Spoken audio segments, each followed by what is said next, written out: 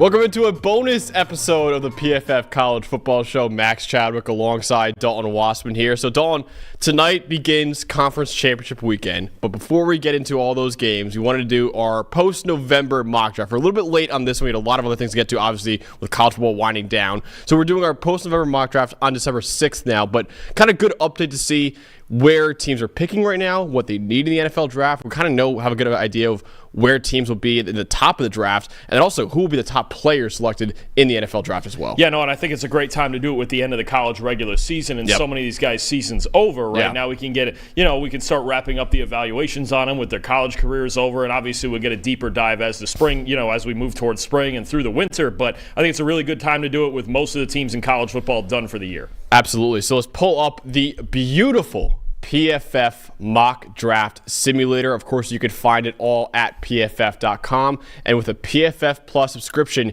you get access to this mock draft simulator. You could draft a full 7 rounds because our lead draft analyst, Trevor Sikkema, is a sicko, and he's got over 300 prospects already in the mock draft simulator. So you can, of course, draft all 7 rounds for your favorite team, as many teams as you'd like. If you want to do all 32 teams like we're doing it right now, you could do that. You can also trade picks. You can trade players. In my opinion, and I know we're a little biased here on the show, it's by far the best mock draft simulator on the entire planet. So again, get it now at pff.com with a PFF Plus subscription. All right, Dawn. I think last time I took the evens picks, so I'm going to go number 1 here, if you're okay with that. Go for it. All right, number 1 overall, Jacksonville Jaguars. I'm going with the best player in college football, the guy who will be winning the Heisman Trophy in about a week. That is Travis Hunter, the wide receiver / corner from Colorado. Dawn, I was looking at it earlier. He is 5th in the nation in receiving grade, and he's 1st in the nation in coverage grade. And I remember preseason, we were talking about, okay, he's great at both. But, of course, in the NFL, he's going to have to play one or the other.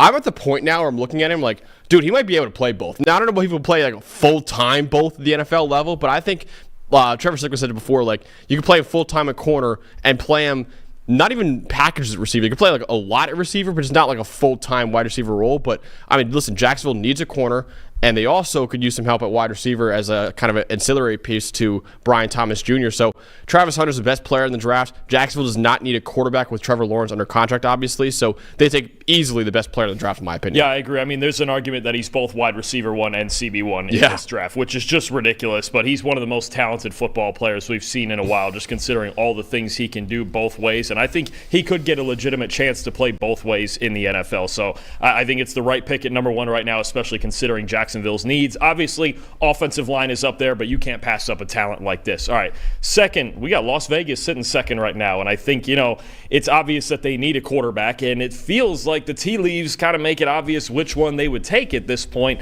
I'm going to make it Colorado 1-2 in our draft. I'm going to go with Shedeur Sanders with the second pick. I think, personally, I think it is pretty tight between Shedeur and Cam Ward as far as who's the best quarterback in this draft. There's going to be a lot of different opinions. Ward maybe has a little bit better arm and a little more mobility, but I like Sanders as the most pro-ready, the most ready to start right now, and I think a guy the Raiders can immediately build around his processing, his vision, just his awareness of what everything he's doing on the field. He's had 2 elite seasons at Colorado on top of the great time he played at Jacksonville State with Travis Hunter. Also, Shedeur Sanders, number 2 to the Raiders. Love it. All right, my next pick is the New York Giants. This is pretty easy for me. I was going to take whichever quarterback you did not take between Shedeur Sanders and Cam Ward. So I'm taking Cam Ward here to New York. Obviously, the Giants desperately need a quarterback. They cut Daniel Jones very recently. And Cam Ward, in my opinion, has played like the best quarterback in America this year. He currently leads all signal callers in the FBS with a 91.4 passing grade. He's the highest graded passer in all of college football. Just the nonchalantness, the calmness that Cam Ward has is amazing, man. He's obviously got a really, really good arm as well. I would say a slightly stronger arm than Shedeur Sanders. So I love the ceiling with Cam Ward. He showed there's a much higher floor than in years past when he's at Washington State and even Incarnate Word. So there's a higher floor you see from him there as well. Under pressure, he's very calm in the pocket. I just love what Cam Ward brings. And I think if Brian Dable stays, which if I'm the Giants, I don't think I'm firing Brian Daboll. I think he's a really, really good coach. But if he stays, he could work with a guy like Cam Moore with the physical tools that he's got. Because remember, Brian Daboll was the OC in Buffalo back when Josh Allen emerged and became a superstar in who he is now. I think you give him not obviously as toolsy of a quarterback as Josh Allen, but a toolsy one himself and Cam Ward. I think he could do a lot of really good things with him. Agree. I think even though he doesn't have maybe the physical ability of Allen, the entire playbook would be open, and then they just have to fix some things around him, get another receiver or two. The right side of the offensive line needs some work, right? I think you're starting to you got one good back in the backfield in Tyrone Tracy. Obviously, you have a number one receiver in Malik Neighbors. Just keep building around it and see where it goes around Ward, and I think you're right. Daboll can kind of reel in the gunslinger that Ward is in the same way he did for Josh Allen. All right. Get off the quarterbacks for a sec, probably for a while here, to be honest with you, because those are the only two guys that we think surefire are going first round. We'll see if we get any other picks in here, but let's go to New England for a team that has their quarterback in Drake May, and I think the biggest thing for the Patriots right now is finding ways to protect him. Drake May's been really, really good when he started this season. He continues to get better every single week, but they have to find ways to protect him. And I think there's two choices here as far as when you're talking about offensive tackles. You've got Will Campbell from LSU, and you've got Kelvin Banks Jr. from Texas. I think there's some debate right now as to Will Campbell's ceiling and maybe even for some people what position he's going to play. I'm going to take the higher ceiling bet. I'm going to go Kelvin Banks Jr. from Texas to New England, possible franchise left tackle, dominant run blocker. Really good pass protector, incredible athlete, been really the best, you could argue the best tackle in college football for the last 2 seasons, down there at Texas under Steve Sarkisian. I'm going to go Kelvin Banks Jr. New England takes their franchise left tackle. Love that. All right, next up is the Carolina Panthers here at number 5. And Dalton, Bryce Young has looked really good over the last few weeks. Before we were saying, they have to take a quarterback. Bryce Young is unplayable right now. He got benched for Andy Dalton. Andy Dalton unfortunately gets into a car accident. Bryce Young gets back into the lineup, and he's looked really good since, honestly. So I am actually in the boat where I would give Bryce Young another year in Carolina. So I'm not going quarterback here. And I think if you want to give Bryce Young another year, you might as well build around him. So I think what I'm going to do here is take the best player on the PFF big board right now in Teteroa McMillan. And I think if you give him a dominant number 1 X receiver like a Teteroa McMillan, who's 6'5", can go up and get at the best of them, also could break a lot of tackles. I think he was like 3rd in the nation this year in broken tackles, Dalton, among wide receivers. For a 6'5", 15-pound receiver, that's nuts. So I think Teteroa McMillan is the best receiver on the board right now. And I think you give him a quarterback like Bryce Young, and you see what Bryce Young can do from there. Because I think if you go into next year with kind of the same supporting cast, you still won't get a clear answer on if Bryce Young can be your franchise quarterback or not. So I like some of the other defensive players here. I thought about Mason Graham. I thought about Abdul Carter. I think they'd be really fun in that defense. But at the same time, my goal in 2025 from Carolina, not necessarily wins and losses, it's we got to figure out if Bryce Young is the guy or not. Because if not, then we move on and we go take a quarterback like Arch Manning or someone else next year. You got to figure it out, and I think the best way to figure it out is to surround him with as much talent as possible. I really like that. I really like a core on paper of you got Chuba Hubbard and Jonathan Brooks in the backfield, Teteroa McMillan in this scenario, and Xavier Legette, who you took last year, and Jalen Coker, and maybe one more year of Adam Thielen because he's still producing, and Jatavian Sanders at tight end. I think you start building a really good offense down there in Carolina, and you keep supporting this quarterback with more and more weapons. I think McMillan's a prime guy that would make them a lot better. I think it's a really good pick. All right. The Jets at 6 here is a hard one because if one of the two quarterbacks was on the board, I'd really think about it. And you took McMillan, and that might be a fit depending on what direction they're going on offense. But I think it's on the defensive side here. I'm looking. I'm kind of caught between two guys. Is it inside with Mason Graham or is it on the edge with Abdul Carter? I think I'm going to go with Graham, and I think, and I know they already have Quinnen Williams, but the Jets have struggled big time on the defensive line this year. It's been a problem. Even Quinnen's having a down year. Will McDonald's been really solid off the edge, and they still need edge help too. But I honestly think beyond Travis Hunter, I think you could argue Mason Graham is the second best football player in this draft. I just feel like he's going to be a top 10 defensive tackle in the league. And at this spot for the Jets to pair him with Quinnen, I think it's too good a pairing to pass up. I'm going to take Mason Graham to the Jets at 6. I love that. Yeah, you put him next to Quinnen Williams. It's one of the best D-tackle duos that we have in the NFL. All right, I have the Tennessee Titans up here at number 7. So, I would have loved for Teteroa McMillan to fall here, but obviously I was a GM for the Panthers, and I screwed the Tennessee Titans here. But I do think a pick here that they like, and I know they've been doing this a lot lately, but I would once again dip into the offensive line and go with Will Campbell here because I think Peter Skoronski is playing on the interior for you. Nicholas Petit-Frere is one of your tackles right now. He's been not great right as well. So I think Will Campbell I would say between him and Kelvin Banks Jr. is pretty close for OT1. And obviously Banks is already gone with the number 4 overall pick to New England. I think you just keep getting protection in Tennessee because I still don't think is the best right now. So I think Will Campbell would really help out and could play left tackle, right tackle. I also think he could be a long-term really good guard in the NFL as well. So there's some positional versatility there with Will Campbell. So I'm taking him to Tennessee at number 7. So the question there with J.C. Latham at left tackle, do you start with Campbell on the right side? Because Latham's been better the last few weeks. He went through some bumps. He kind of going on a similar curve, kind of like Paris Johnson did last year. Kind of struggled through the first half against some tough opponents, and now he's getting better. Is Campbell your right tackle, and then you're leaving the left side alone to develop? I might actually switch him. I liked Latham a lot at right tackle at Alabama. Yeah, that makes sense too. Yeah, so I said I would do personally. But yeah, that's what I personally would do with Tennessee. Because I still think the pass protection, right now they're the 4th worst pass blocking grade in the NFL. Like, I still think they need help there. Then run blocking wise, they're the 2nd worst run blocking grade in the NFL. So even though they've used resources on that offensive line before, it's still not nearly good enough, honestly. So I think Will Campbell would help that a lot. I think it's reasonable for either guy. I think it's something that we've seen, the switch, to one side or the other. We've seen it. J.C. Latham went from right to left. Paris Johnson last year played right tackle and now is playing left tackle. Penei Sewell playing right tackle. Joe Alt playing right tackle. It's not like there's no precedent for this sort of thing. As long as they have a plan, I have no issue with that at all. All right, you made my Browns pick here at number 8 a little bit harder because I really wanted Will Campbell or some sort of offensive lineman for the Browns. And I think the Browns are in a tough spot because I do not think that their roster is ready to support a rookie quarterback in 2025. It's really tough on the offensive side right now. This is tough. So many defensive players near the top here. Some of the other tackles would be reaches. I think if I'm the Browns, they've struggled. Denzel Ward's been good, but they've really struggled at corner this year between Martin Emerson and Greg Newsome. It's been a problem, and they want to play a lot of man-to-man coverage. And I know defense might not be the most popular pick here, but I think Will Johnson, if I get Will Johnson with Denzel Ward on the back end there, then you go, okay, Jim Schwartz can actually comfortably play man-to-man as long as his coaching staff is staying. You took the offensive tackle pick from me. I really wanted Will Campbell with this pick to start rebuilding this offensive line ahead of eventually when they have a young quarterback, whether it's this year or in 2026. But I'm going to go Will Johnson at corner. We kind of upgrade the coverage a little bit. We know we've got the pass rush with Myles Garrett, and then we got to keep figuring things out on offense. But that's going to be a long-term project anyway. Let's get a future piece on defense that's going to last us for a while. That's Will Johnson at corner from Michigan. I like that a lot. All right, so I have the Saints here. You got options. I do.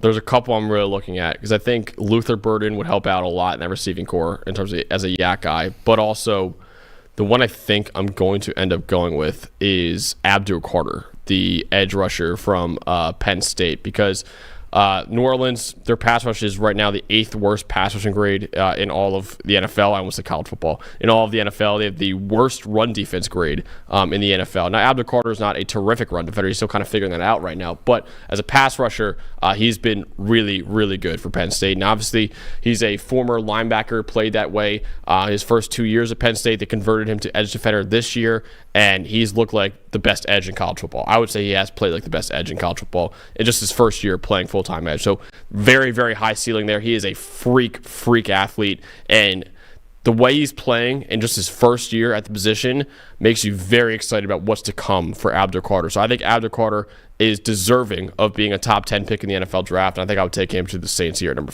9 overall. I think it's a great pick. I think either way, you mentioned Burden too, and the Saints are a team that I think Luther Burden would fit in really well with, but well, you know what, maybe Eli will take him at 10 here. We're seeding the Bengals pick at 10 here to Eli, and he's got options. There's Ashton Jeanty, there's Luther Burden, there's some D linemen. Let's see where GM Eli goes with the Bengals pick at number 10. A lot of options. I was really hoping Abdul Carter would fall. I know this is probably gonna. Dalton's not going to know this reference, but I know Max would. You know the Lizzie McGuire movie? Yes, of course. Where Dreams Are Made Of? Yes. That's me with Abdul Carter going to the Bengals. But sadly, I get sniped right there. As much as I would love to bring Ashton home to Cincinnati, I think it's pretty clear and obvious. Malachi Starks right here is a great fit to me. They really need somebody in the back end to help out. Safety play has been a big issue in Cincinnati, and I think somebody like Malachi Starks really helps that. Yeah, I mean, losing Jesse Bates, like, you could use a guy like Malachi Starks, it right? It killed him. It really did kill him. Last year, I believe they had the lowest graded safeties in football. This year, if they're not last, they're not far from it. It's been a real problem. Signed Geno Stone, re-signed Von Bell from the Panthers, and it just hasn't worked. Everything about the Bengals defense other than Trey Hendrickson needs to be fixed, so I cannot blame him for that pick. I think it's a really good pick. No, that's exactly the pick I would have made as well. It's a great pick by Eli. Ooh. This is tough. All right, I have Chicago here at number 11.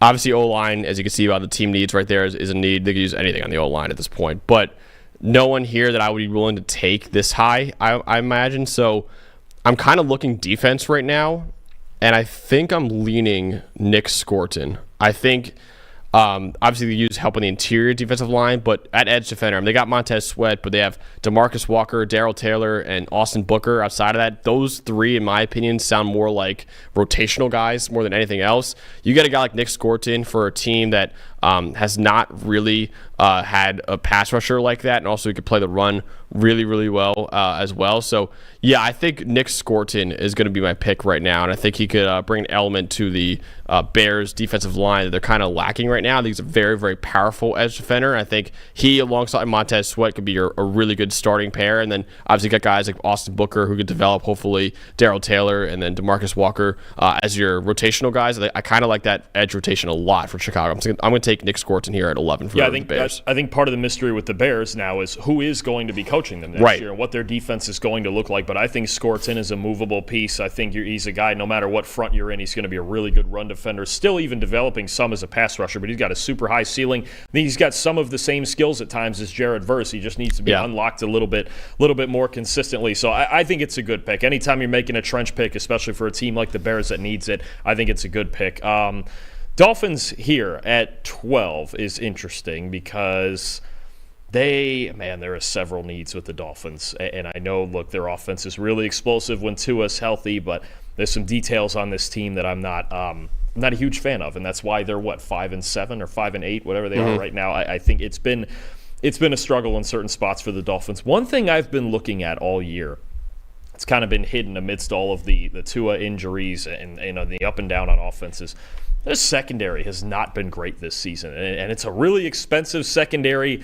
It's a team they've struggled to cover, even with all those guys healthy. They've got Jalen Ramsey and Kendall Fuller and Javon Holland, all those guys on the back end. I'm going to get him some help at corner here because I think it's a big problem. They give up too many big plays on the back end. I know he's got, he's out for this season, the rest of the season with an injury and through Notre Dame's playoff run, but I'm going to go with Ben Morrison at corner to the Dolphins at 12. I just think they need help in coverage. They're somewhere in the bottom 6 or 7 in coverage grade this season. It's been a consistent problem where even when they're scoring in big moments, they've been giving up too many big plays in the secondary. Give me Ben Morrison to raise the floor on this secondary. I feel like Ben Morrison's a guy that people just forgot about.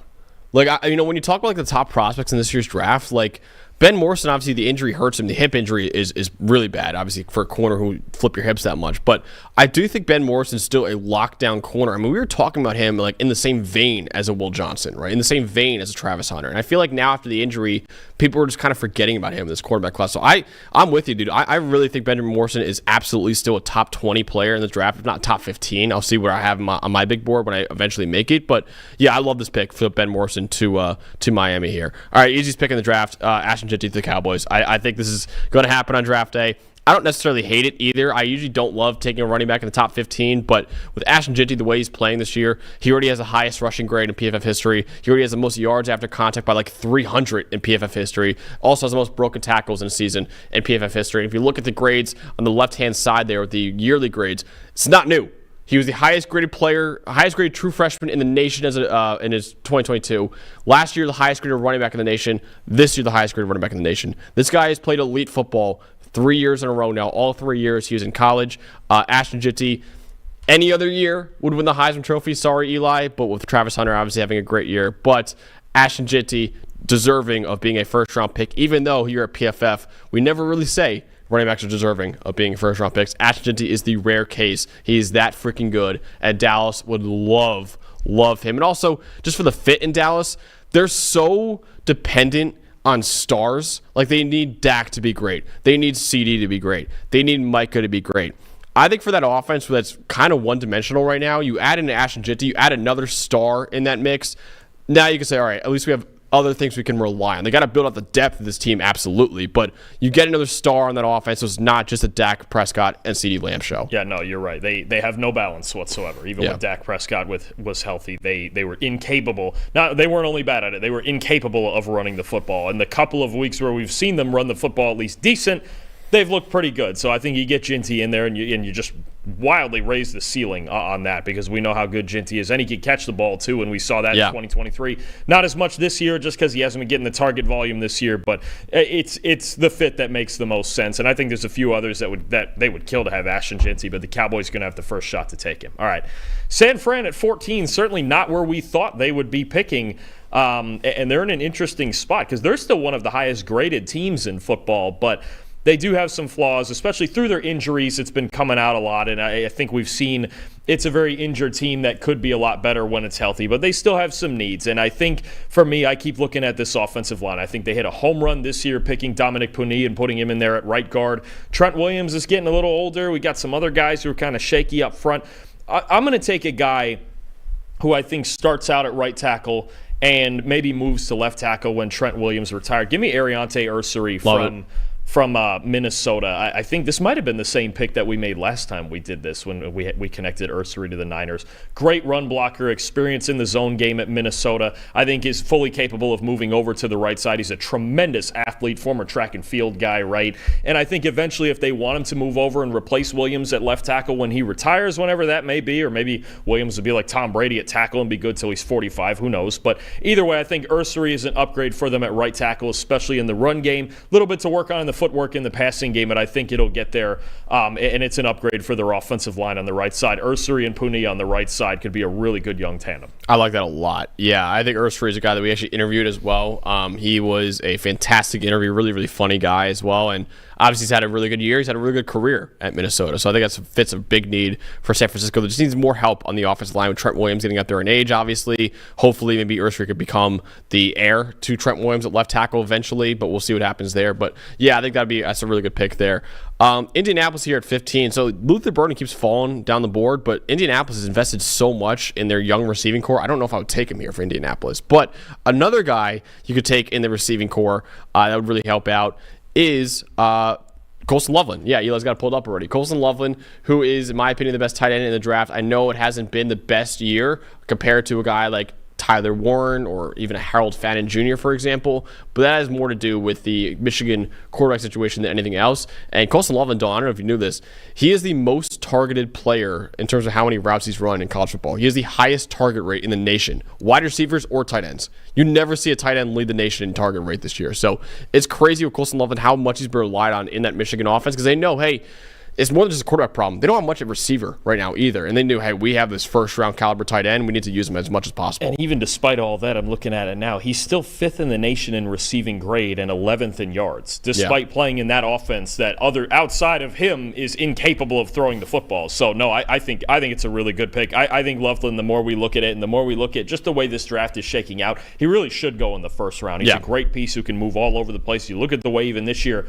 Michigan uses him, and wherever Colston Loveland lines up, whether it's wide slot or inline, that's where the football is going. Yeah. He still finds a way open. He's still 5th in the nation in receiving grade. He's one of the best players in college football. Don't let anyone fool you. He's not going to win the Mackey because of the numbers, but he's just a fantastic football player, and I think Shane Steichen's going to find ways to use him. And how about that receiving core? You got Josh Downs, who's playing out of his mind this year. Then you got Michael Pittman Jr., Adonai Mitchell, Alec Pierce, and Colston Loveland. That's nasty. Again, it's like the Bryce Young thing in Carolina. It's like, all right, you got to figure out if Anthony Richardson is your guy. You give him that, you figure that out pretty quickly if he's your guy. If he's not your guy with that, then we know what the problem is. Absolutely. Exactly. It's a loaded group, and I think it's a great pick. All right, so the Bucs have some. They got a bunch of different needs, despite being in the playoff race in the NFC South race. Right, the pass rush isn't great. Coverage certainly isn't great. There's always some trench things they could work on, but there's value here too good to pass up. And I think about the fact that Chris Godwin is a free agent and coming off a fractured ankle, and I just don't know what we don't know what he could be after that injury and how much money he's going to make, with the next contract. So I'm not even going to worry about it in Tampa. And I think Luther Burden would be a fantastic fit as the replacement for Godwin. You're talking about Chris Godwin, I thought this year at his best was the most movable piece in this offense. He was the chess piece. He was the guy that Liam Cohen created matchups for, especially in motion, right? Get him off a press. Mike Evans is a true X receiver. We know this. He's going to win the one-on-ones when he gets them. But Luther Burden is a guy who can move around for a team that also very much emphasizes yards after catch. I think that's the biggest thing for me.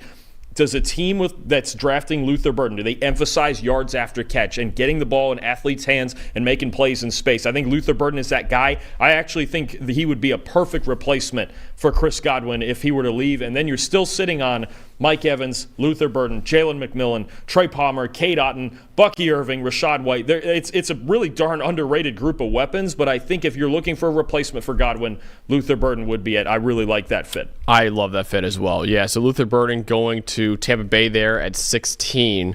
I have the Los Angeles Rams here at 17. I'm kind of thinking about a tackle here because I like what the board's looking like right now. And obviously, you see Josh Simmons is the highest ranked tackle on our board. You also got Wyatt Milum there and Cameron Williams. I'm actually going to go with Wyatt Milum. He's been a guy that I've been caping for the entire year. I think he's been playing really well this year. He's right now the highest graded offensive tackle in the nation.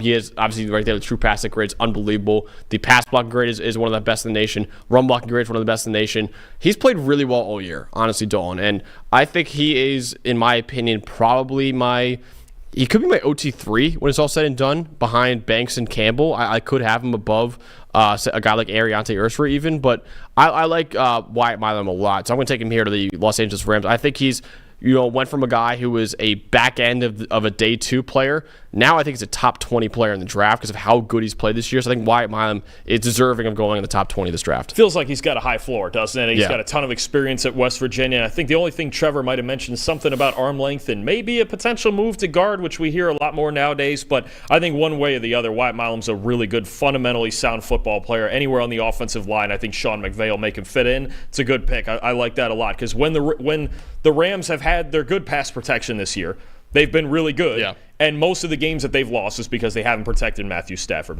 Wyatt Milum, one way or the other, is a good pass protector, tackle, guard, wherever you need him. They'll find a way to fit him in. All right. Cardinals. Real quick, we have a guy in chat, our guy Donnie, who's a massive Cardinals fan, said, Dalton, do not mess up my Cardinals pick, please. So just don't mess it up. Keep that in mind. Try not to. I don't know what that implies. Oh, boy. See, now I feel the pressure. Now you got pressure now. Yeah, don't mess it up. Okay, so I assume Donnie would like for me to take defense, though, because the offense is pretty darn good. You got a couple of good backs that can really run the ball. Trey McBride's an elite tight end. Harrison's coming along. You got weapons on offense, right? And maybe if a Luther Burden were on the board, I'd think about it for the value of it. But I'll go defense here, and I'll tell you what. Don't think Jonathan Gannon didn't learn something in Philly about taking them Georgia Bulldogs. Right? And I just think maybe just add another dynamic piece to it. Maybe we're sitting here wondering which one. I'm going to go with Jalen Walker.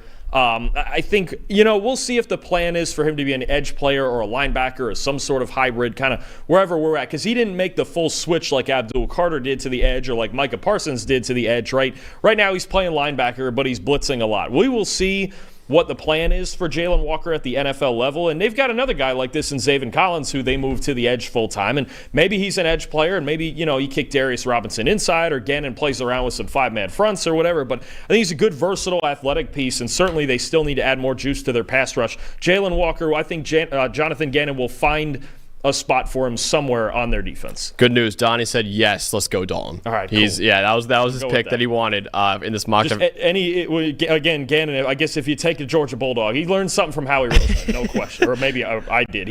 Gannon hasn't done it yet, so maybe I'm just making a suggestion. No, I love that, and also that's a great call up of you. I didn't really thought about it like this. He's kind of like the 2023 version of Abdul Carter, where it's like, okay, he's an edge. Like we know he's playing linebacker for them, but he's an edge. Like I feel like that maybe Jalen Walker could have an Abdul Carter like emergence if he played full time as defender. And low key, it's not all of a sudden. Let's see, even if you add Walker to that edge group, you're talking about Walker, Collins, Dennis Gardeck's a good player, and they traded for Baron Browning about a month ago. Darius Robinson too, right? And Darius Robinson is kind of, you can move inside, outside. He's kind of got that tweener thing to him. Talk about a defensive line who I think is really starting to get a lot better in this scenario for a team and a defense that they've gotten better in the secondary. They're not giving up as many explosive plays as last year. They just have to get better up front. I think it does help them. So speaking of edge defenders, I'm going with my guy here. Now, I will say it right now. Trevor Sikkema is easily the best draft analyst in the game, bar none. He got one player wrong, though.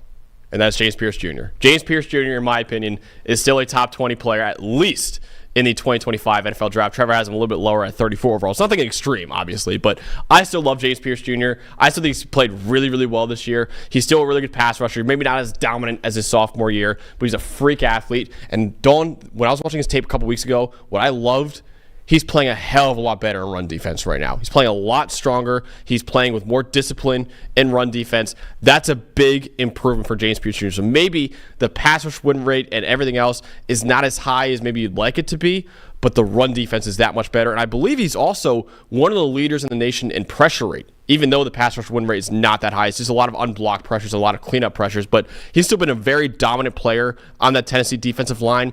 And I still think he is pretty easily one of the top edge defenders in the draft. I even might have him above Nick Scourton on my final big board as my number 2 edge behind Egbuka. I have not decided on that yet, but I still love James Pierce Jr. And he's a guy that I think Atlanta, they need juice off the edge. James Pierce Jr. absolutely brings that juice. Potentially ridiculous ceiling, and a guy that Atlanta needs really badly as a team that's 31st in the league in pass rush grade this season. It's honestly outside of whatever's going on with Kirk Cousins and the debate whether he might be kind of cooked or not. The lack of a pass rush is the biggest reason the Falcons are still sitting at 500, and they've been cold lately. They just can't. Outside of the Charger game, they just played, of course, because they had 5 sacks last week. But prior to that, I think they only had 9 or 10 all season. So for the most part this year, Falcons pass rush has been a problem. I think that's a great pick. Seattle at 20 is interesting because I kind of need an interior offensive lineman, but there's not one I can take this high. I feel good about receiver. Colson Loveland would have been a thought here for me. This is tough because they have like weird needs where it's like linebacker and maybe another edge defender works here. I don't think Mykel Williams is a fit in their defense. Yeah, I don't think so. They have Leonard Williams. They have Byron Murphy. They really don't need running backs. I'm kind of reaching here thinking like, what could it be? I might been better in run. I'm gonna make a surprise pick. I'm gonna reach down the board a little bit for a guy. For a guy I really like that I think is gonna go first round. I think the Seahawks, to me, I think they're getting better in run defense. I can't take a linebacker in this spot because that's what I really want, but it's not gonna happen here. I don't know that there's a true first round linebacker. I'm gonna reach down for a guy I think is I know what you're thinking there with Mike McDonald and the Michigan stuff, Eli. You almost had it, but I'm not going there. We're set with Leonard Williams and Byron Murphy on the inside. I love the suggestions from Eli on the mock draft simulator. It's my favorite thing in the world. He's thinking ahead. I love it. I'm just glad he's not asleep back there. He saw you're floundering. He's like, I'm gonna give him a help here. I'm going off the edge. Give me Princely Umanmielen from Ole Miss. I think this is a guy he might sneak his way into the first round. 3 years of awesome pass rush production between Florida and Ole Miss. I think the Seahawks could use one more edge guy across from Boye Mafe, and now you really complete this whole defensive line. I think they're set on the inside. I'll get linebackers later, interior offensive line later. I'll take an edge rusher and round out the D-line. So Donnie made a good point in the chat. He said, did you think about Jalen Milroe at all for Seattle? It would be a thought. I'm just not I would understand the process because they thought about taking Anthony Richardson 5th last year and doing the same thing. It's a thought, and I think that would be a semi-ideal situation for Milroe. I'm just not the biggest fan of Milroe, so I didn't go with it. No, I agree. Geno's playing so well. How do you not keep taking swings with him? I agree. No, I absolutely agree. So, yeah, I think that's a solid pick right there. All right, so I got Washington up here now, and I think they obviously have their franchise quarterback in Jaden Daniels, who's played really, really well this year. I still want to build around him. So I'm looking at the offensive tackles that are on the board right now. And I kind of like what's available in terms of Josh Simmons and Cameron Williams. Obviously, Simmons has played really well this year. Cameron Williams is more of a ceiling pick. He's a really, really toolsy tackle. I'm going to go with the higher floor, though, in Josh Simmons. Before he went down with that season-ending injury against Oregon, he was having a hell of a year, and he really was emerging as one of the top tackles in the NFL draft. So I think that Josh Simmons as a pass blocker is really, really good. Still some work to do in the run game, but you draft this guy saying he's going to protect our franchise, and our franchise is Jaden Daniels. So I think Josh Simmons, even though he's coming off the injury, is still a very, very good tackle in this draft. I think I would take him here for Washington here at 21. I like it. I actually really do like it because I think, what you have, they have Brandon Coleman playing left tackle right now, and we'll see if they feel like that's the long-term solution. But Coleman's also a guy who played a lot of guard at TCU, so I think they could move him inside. You can move, Simmons to the right side or Coleman to the right side. I think a lot of movable pieces there, but Simmons is really talented, and you've seen his impact most since he's gotten hurt and how bad Ohio State's line has looked, and they've got Donovan Jackson out there at left tackle and the injuries inside. It's been, their offensive line might be the reason they don't win a national title, and the biggest part of that is the Josh Simmons injury. So I like that pick. Get a talented player in there and figure out the alignment in the summer, right? Houston at 22. It feels obvious. It's the trenches in Houston. And again, I don't think there's a guard that I can take in the first round here. I think that's going to be a second or third round project. I'm going to go on the interior, the defensive line here. Now, Eli, I'm going to go with Kenneth Grant from Michigan. You're never wrong, just early. I think guard, defensive tackle for the Texans. They're the two most obvious needs that they have, right? And I know there's other things. I could have taken Amarion Hampton, is to get in there with Joe Mixon and then take over the backfield eventually. I could have thought about I think they're set at tackle. I don't think they need another receiver, even though Stephon Diggs might be gone after this year, and he's been injured most of the year anyway. But the needs are too obvious in the trenches. So one way or the other, I have to solve interior offensive line, interior defensive line. I'll start it with Kenneth Grant in the first round. Love that. Yeah, Kenneth Grant probably will go a lot higher than this on draft day, or maybe around this range. You never know with the defensive tackle. But yeah, he's had a really good year, and I think he's worthy of being a first-round pick. So I have the Denver Broncos here at 23. I'm really looking at receiver right now, and I'm between, obviously, the top two receivers in Emeka Egbuka and in Isaiah Bond on the big board right now. I like Alec Aymaner as well, but I think Denver already is big in the receiving core. Can I throw something out there, though? What? Remember what I told you? I was watching Alec Aymaner the other day, a day or two ago, and I told you, I said, who did I kind of sort of ish comp? You said Michael Thomas. Yeah, that's the part that makes me think about it a little. Is I go, what if? Ooh, and Sean Payton's offense. That's what I'm saying. What if Sean Payton kind of maybe sees the same thing and go, that's a Michael Thomas kind of looking. My only thing I'll push back on is their receiving core is massive. Like they have Devon Vele, Cortland Sutton, Lil Jordan Humphrey, and Troy Franklin. All of those guys are 6'4" or taller, or 6'3" or taller. You need a short guy to represent. Yeah, we got to represent the short kings. People like yourself. The short kings, yes. Core? Okay. So I'm thinking about Isaiah Bond. Short king Isaiah Bond, who's still taller than me. And also, Emeka Egbuka might be too tall here. No, I still like Emeka Egbuka. I think I'm going to go Egbuka here. Bond is a ceiling guy. Obviously, he's very, very fast. Egbuka, just his floor is so freaking high, man. And I think in an offense with Bo Nix, who also seems to have a high floor as well, it just works. Like, he's just a route runner. He's going to get open for Bo Nix. I'm not comparing him to this guy, but a lot like what Tez Johnson did for Bo Nix at Oregon, we just got open. At all times, he got open. Emeka Egbuka could be that kind of guy, I think, for Bo Nix. So I like Emeka Egbuka a lot here at 23 overall, and I think Denver could use help in that receiving core at wide receiver or tight end, and I would take Egbuka here. And then maybe later on in the draft, maybe the third or fourth round, you take Bo Nix's adopted brother and Tez Johnson to kind of round out that receiving core. I like it. As much as any player in this draft, I think you know what you're getting out of Emeka Egbuka. I think he's a super high floor wide receiver 2 type guy. And if you're going out there with Sutton, Egbuka, Franklin, you mentioned, Vele, you mentioned, and Sean Payton always finds a tight end or two that's productive. And maybe Troy Franklin can emerge. I think it's a great high floor pick to add just a super solid second option in there. I really like that a lot. Ravens. All right, Ravens. Here we go. Tough pick. We got a lot of offensive players higher on our board here left. I like their front seven. I don't know if they're still leading the league in run defense, but it's at least close. It's secondary. The needs here, offensive line is a possibility. The guards have kind of been shuffling around, and here's a question for you. Is it possible that Cameron Williams could play guard? Or is he too built like a tackle? He's really built like a tackle. I think it's possible. I think it's always possible, but because that would be one thought for me. Because my problem is these teams that need interior offensive line help. I'm like, I just don't.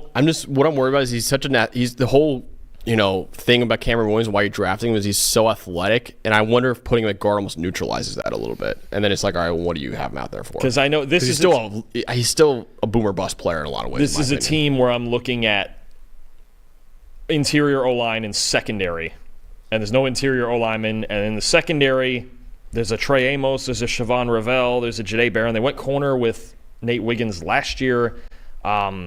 Do you really double up? Actually, you know what? I'm going to take Isaiah Bond here. I'm going to flip all that. Because there's just other guys I think I could find. It's a deep corner class, an interior O-line I'm going to go with later. I still have questions about this Ravens receiving core.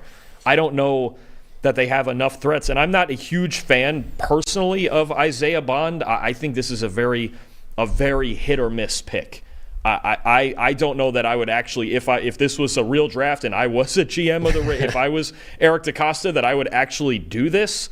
But I think for the sake of this exercise and where he's at on the board, and I still think the Ravens are just not great at receiver outside of Zay Flowers. I'll take Isaiah Bond. It's a home run swing that I honestly, I think there's a very boomer bust factor to that there, because there's sometimes I watch him and there's not consistent production, especially down there at Texas. And I know part of that's Quinn Ewers, and we've talked about Quinn Ewers some, but I'll go with that because it's hard for me to find guys that fit their other weaknesses right now at this spot. I love it. Yeah, Isaiah Bond. I know you're not even the biggest Isaiah Bond fan, but I think that's a good pick for Baltimore there at 24.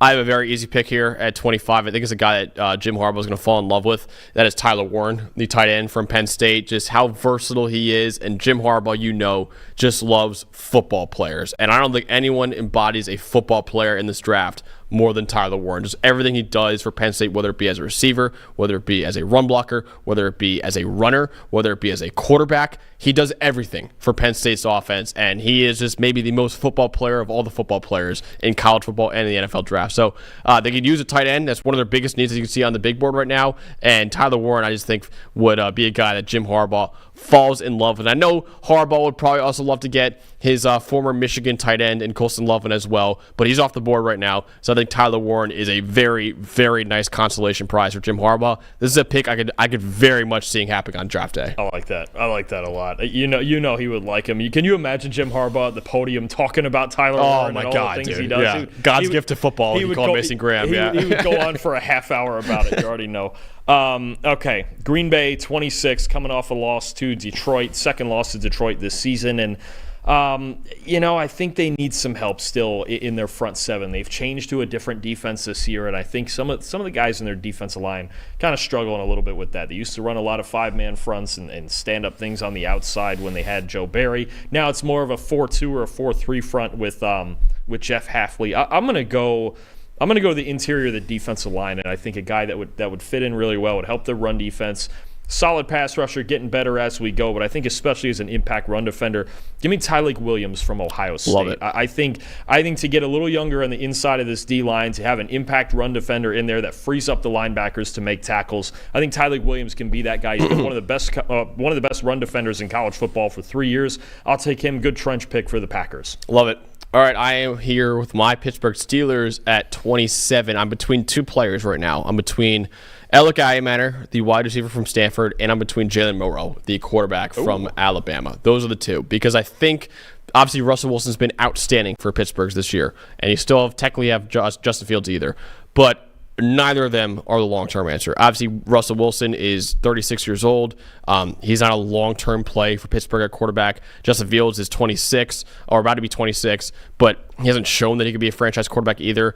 I don't know if Jalen Milroe can be that, but I do know that you need to develop him, and I don't know if I trust any franchise in the NFL. There's very few I trust more than Pittsburgh at developing players. And I think you get Jalen Milroe in there, and you put him behind Russell Wilson for a couple years and see what you got. And you're playing in a division, Dalton, with Lamar Jackson, with Joe Burrow, two of the best quarterbacks in the NFL. You can't go out there with average quarterback play. Pittsburgh's been able to do it because of how good the rest of the roster is. At some point, though, you need a difference maker at quarterback. Again, this is a extremely boomer bust pick. I think I kind of compared Jalen Milroe before to a better version of Malik Willis when he was coming out a little bit. But at the same time, if you're Pittsburgh, you got to go for that ceiling at quarterback. And the fact that you don't need to start him immediately is very enticing, I think, for a Jalen Milroe situation as well. So I will be going with Milroe over Alec Ayematter, even though I think Alec Ayematter will be an excellent fit in that offense. No, I get it totally. I think it's a pick that if you're looking towards the future, the only question then is it Russell Wilson and Justin Fields and Milroe. And Jalen Milroe, is this what we're doing? We're taking a true. Well, they're both Russell Wilson's and Justin Fields are on 1-year deals, right? I know Russ is. I think Fields is done after this year too. I think Fields, you let him walk. Then maybe you walk in with Russ and Milroe next year, and you have that sort of development. I get it. It's the same thing we talked about in Seattle with Geno Smith, where Milroe, realistically, if you're going to take him this high, he needs to sit. Yeah, he's got to sit. I just think it's a thing where. He's not. I just don't think he's ready right now. No, the accuracy, I don't think he's close right now. The little things, he's not ready to do the things from the pocket in the NFL that it takes to win. So I do think if you're going to take him, that's the type of team you take him. Maybe sign Russ to a 2-year contract, play out both years, see where that goes. If he fries by the end of it, cool. You kind of do the Michael Penix thing a little bit with Kirk Cousins, although that might be coming sooner than we think. But no, I think it makes sense if you're taking a long-term play here. I think it makes a lot of sense. All right, Minnesota. I was just looking into some of this and thinking about it, and I think, look, they could go defense here, which would make some sense. And I think we assume it's still going to be probably J.J. McCarthy's team next year, right? I would assume so. We think so, even though Sam Darnold's been really good. I mean, we'll see how far they make the playoffs. If they go far in the playoffs, this is probably pretty hard to This not is kind get of Darnold the problem that you look at with Sam Darnold is he's been so good you let him go because he's still young. What is he, still 26 years old, I think it is? Yeah, he's been amazing. But either way, I think there's a guy here sticking out to me that I think fits in really well. I'm going to go back to the offensive side. You could argue some defense. You could argue somebody like Jahdae Barron at corner or maybe another D lineman, whatever. Aaron Jones is only on a 1-year deal this year, and he's really been struggling lately, especially since Christian Darrisaw got hurt. Obviously, I believe he's 29 or 30 years old. He's kind of, we know how it is with running backs aging out. I'm going to take Amarion Hampton from North Carolina. I'm going to beef up this offense even more. Let's get Christian Darrisaw healthy next year. Get your franchise left tackle back. You're still loaded at receiver. You're loaded at tight end. Get Amarion Hampton in there and Kevin O'Connell's run schemes and those zone run schemes. I think you got a serious problem. You're talking about a guy who's finished the regular season second behind Ashton Jeanty in rushing yards and yards after contact. He led college football in yards after contact last season. Just an incredible football player. Kind of got forgotten about with all the turmoil at North Carolina, and I know there's more we got some more maybe controversy coming in there. They interviewed Bill Belichick for that job. We'll see where that goes. But I think Amarion Hampton's a really good fit in the Vikings offense. I think he would play really well there. I like that a lot. Yeah, 2 running backs in the first round. That's pretty hot for a PFF mock draft. We're getting fired. Yeah. Sure. All right, I have the Philadelphia Eagles here at number 29 overall. I kind of like the thought of them taking an edge defender right now, and there's one staring me in the face that Eli just put up there in Michael Williams, because obviously Howie Roseman loves his Georgia Bulldogs, and you get another one there in Michael Williams. When do we just start calling them the Eagles minor league team? I know. This is just the Eagles. The Eagles AAA team is just the Georgia Bulldogs. You got Nolan Smith there. You got Keely Ringo there. You got Jalen Carter there. Who else is there? There's the other ones too. Kobe Dean is there. Kobe Dean is there. You're right. Yeah. There's everyone on defense they got from there. I like this. I will take Michael Williams. The one thing I'll say is that I like the fit is that in the Vic Fangio defense, they are very reliant on 2 high safeties. And when you do that, your run defense kind of takes a little bit of a step back. And Michael Williams, the one thing he's got going for him is he is a very strong run defender right now. As you can see by his run defense grade. Lots to do as a pass rusher. He is still raw as a pass rusher, which is why I don't really understand the top 10 hype for Michael Williams. But here at the back end of the first round, I like it. I don't love the fit in a 3-4 defense that Vic Fangio runs because I don't know if he could be a true stand-up outside linebacker for you. But I think if you want to put him as your 3-4 defensive end, that could be the way you do it as well. So again, it fits because of the Georgia connection, and I also just like the fit in the Vic Fangio defense as well. And I think he could be maybe not a pass rusher that you want to rely on a lot, but as a run defender, and maybe with Brandon Graham probably retiring as well, they could use more help at edge. I think Michael Williams fits the need here at 29. You just said it. I think if he can't play that outside spot, then you can move him right into a 5 technique, and I think that might be his most natural position. You said it exactly right. I think for them to be a team with so much depth and so many options. If they want to go 5-man front, I've seen a couple of games this year where Fangio, when he needs to stop the run, he'll get in those 5- and 6-man fronts to stop the run. They did it against Baltimore, and that's how they beat them on defense. I think that's a spectacular thing you said there about him being kind of movable. And we know for a fact he is a great run defender. The question about his ceiling is whether he's a great pass rusher. If he's the league's best 5 technique, then so be it. That's what he is, right? And look, you and I. And that's worth back into the first round pick. Absolutely. At the 29th pick, I don't have an issue with that with the fit. For me, it's just that like Micah Williams to me is not the number one player on the board. I think you need more pass rush. Is the potential there? Sure, but he's got to show it. But I think in that fit with the Eagles, I think it's spectacular. All right. Bills. The one concern I still have with the Bills on the field is their run defense. And I think I need a guy in the interior, either at linebacker or at defensive tackle, who is going to be an impact run defender. And I think there's a name that jumps out at me here, a couple spots lower than that. Not at linebacker, at D-line. Oh, no, you're right there on the screen, Eli. Sorry. I think let's go to Ole Miss. Let's go to Walter Nolan for a guy who's got a lot better this year. You can plug him in there with Ed Oliver. I think they're really set off the edges with A.J. Epinesa and Greg Rousseau, long term. Although I think Epinesa might be a free agent after this year, but I think you could re-sign him on a reasonable deal. I think going and getting Walter Nolan on the inside really helps this run defense out a lot. I think the Bills can cover. I think they can rush the passer. Another team that uses a lot of too high looks, they need good run defenders on the inside. I'll take Walter Nolan from Ole Miss. I love that. Yeah, Walter Nolan, Donnie in the chat saying he's one of his favorite players in the draft. It's been awesome to see his development this year because he was the number one recruit out of high school, even above Travis Hunter, which is crazy considering how good Travis Hunter is, obviously the number one overall pick in our mock draft. Nolan took some time. His first 2 years at A&M weren't the best. Transfers to Ole Miss and breaks out and is one of the best D tackles in the entire nation right now. As a run defender, as a pass rusher, everything. He's really shown why he was the number one player coming out of high school a few years ago. He's put it all together now. He's a massive player, but he can move really well. I love that fit for Buffalo there at 30.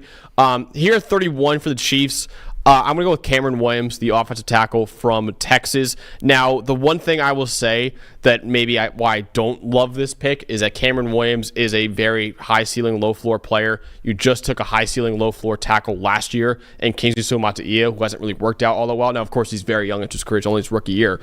But now you got two boomer-bust tackles. So I don't love that. Maybe I would have loved to see a higher floor tackle here, but you look at the big board right now, Dalton. I mean, Gray Zabel, Jonas Avinea, Marcus Mbow, Charles Grant, like nothing screams first round to me. Cameron Williams is worth a first round pick because of that ceiling alone. So you're hopeful that at least one of Suamataia and Cameron Williams can develop into a long-term starter for you because I think that'll be really good. And if they do, I mean, like I said, both those players have really high ceilings. And if you hit on both of them, that's a hell of a tackle duo you have for the future. The dynasty keeps rolling. Exactly. So I think this is, again, it's a boomer bust pick after a boomer bust pick last year in Kingsley Suamataia. But at the same time, there is a very high ceiling there with Cameron Williams. I think it's worth it here at 31. All right, 32 to the Lions right now, 12-1. Not a whole lot of flaws. I just want a quick group vote here. We can even get Eli on this. Am I going offense or defense? I have a guy on each side of the ball I'm thinking about here. Am I going offense or defense? You first. I kind of like defense. Okay, Eli? Got to go defense. Defense, got to go defense. All right, so. Who's your offensive pick? The offensive pick I had as a thought here was Alec Iman. I was going to say that too. I kind of like that. Because I love the way he runs routes. I love the in-cut especially, and I'll tell you what, he would fit in this offense. I'm telling you. Will it be this offense, though, with Ben Johnson potentially out the door, though?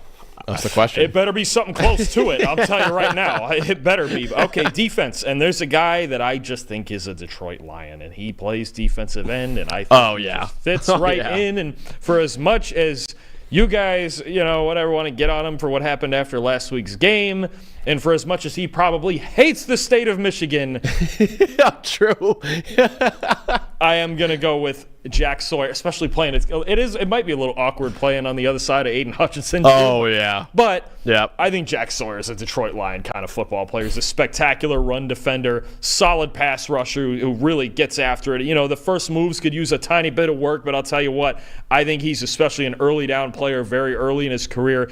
I'm telling his run defense tape is a clinic, an absolute clinic. He's a good pass rusher, plays every down.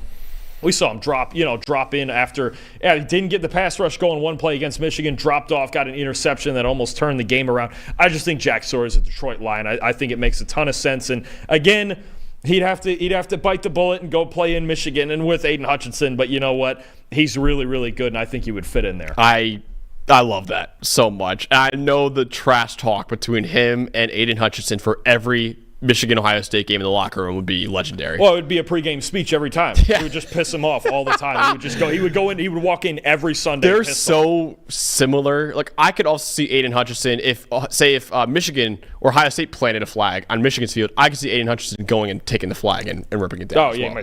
They are so similar in terms of character and all that. I love that. But that's what Dan Campbell does. He brings people together. It does. That's actually just for that's a great fit, obviously for on-field purposes, but pure locker room purposes is also a perfect fit for Detroit. So this is what we got for our post-November mock draft. You can see it on the screen right there. Of course, we want to remind you guys, you can use this PFF mock draft simulator right now at pff.com with a PFF Plus subscription. You can do a full 7 rounds for your team, as many teams as you want, or all 32 teams in the NFL draft as well. Trade players, trade picks, do everything with the best mock draft simulator on the planet. Check it out at pff.com. That's what we got for our post-November mock draft. We got some more mock drafts coming very soon. Obviously, we're getting very close to being in the draft season, but we still got to get through the college football playoff as well and conference championship weekend. Remind you guys, Sunday morning, 10:30 a.m., we will be live here reacting to all of 9 of the conference title games and also reacting